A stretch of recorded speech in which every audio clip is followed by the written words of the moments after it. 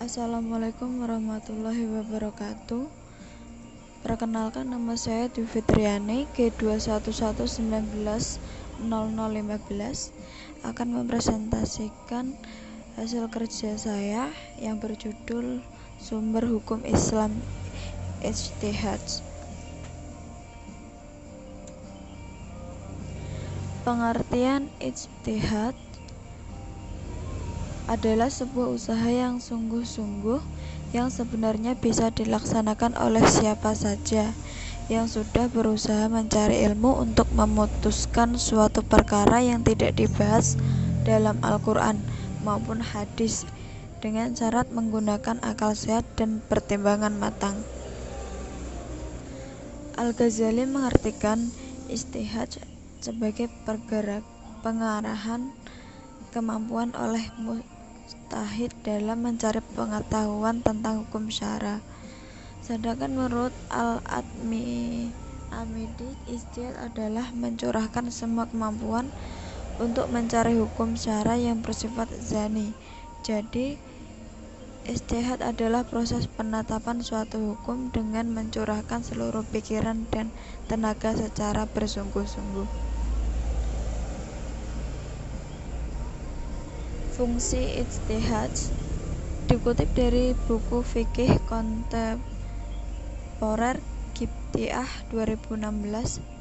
Urgensi upaya ijtihad dapat dilihat dari fungsi itu sendiri yang terbagi menjadi 3, yaitu 1. Fungsi al-ruju atau al-i adalah kembali, yakni mengembalikan ajaran Islam kepada sumber pokok, yakni Al-Quran dan Sunnah Syarihah dari segala interpretasi yang dikemungkinkan kurang relevan. Yang kedua, fungsi al-ihya atau kehidupan, yaitu menghidupkan kembali bagian-bagian dari nilai dan semangat ajaran Islam agar mampu menjawab dan menghadapi tantangan zaman, sehingga Islam mampu menjadi furqan, hudan dan rahmatan lil alamin. Fungsi yang ketiga yaitu al-innabah atau pembenahan, yaitu membenahi ajaran-ajaran Islam yang telah diijtihadi oleh ulama terdahulu dan dimungkinkan adanya kesalahan menurut konteks zaman, keadaan dan tempat yang kini kita hadapi.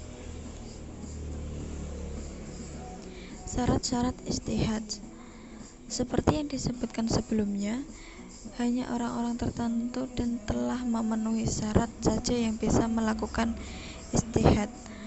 Adapun syarat-syarat menjadi ijtihad adalah sebagai berikut. Yang pertama, harus memahami tentang ayat dan sunnah terkait dengan hukum. Kedua, harus memahami berbagai masalah yang telah diijmakan oleh para ahlinya. Yang ketiga, harus mengerti bahasa Arab dan segala ilmu yang dengan sempurna. Yang keempat, harus mengerti tentang nasikh dan mansukh. Yang kelima, harus mengetahui dan memahami tentang usul fiqh. Yang keenam, harus memahami secara dalam tentang rahasia-rahasia tasyri' atau asyarusya syariah. Yang ketujuh, harus memahami secara mendalam tentang seluk-beluk qiyah.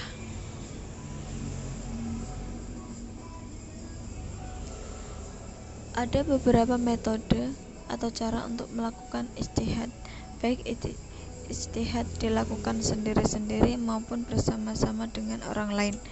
Metode atau cara berijtihad adalah 1. Ijma adalah persetujuan atau kesesuaian pendapat para ahli mengenai suatu masalah pada suatu tempat di suatu masa.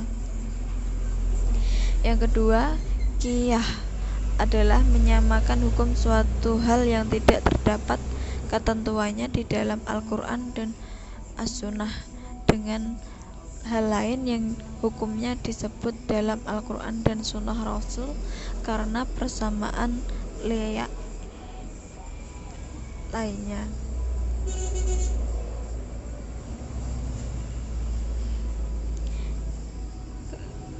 Kemudian istihdal atau menetapkan dalil suatu peristiwa.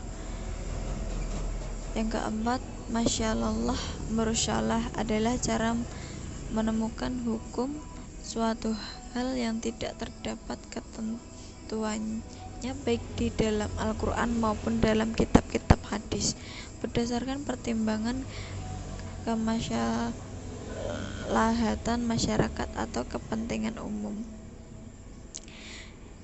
Yang kelima, istihsan adalah cara menemukan hukum dengan cara menyimpang dari ketentuan yang sudah ada demi keadilan dan kepentingan sosial. Istihsan adalah suatu cara untuk mengambil keputusan yang tepat menurut suatu keadaan. Selanjutnya, istisab adalah menetapkan hukum suatu hal menurut keadaan yang terjadi sebelumnya sampai ada dalil yang mengubahnya.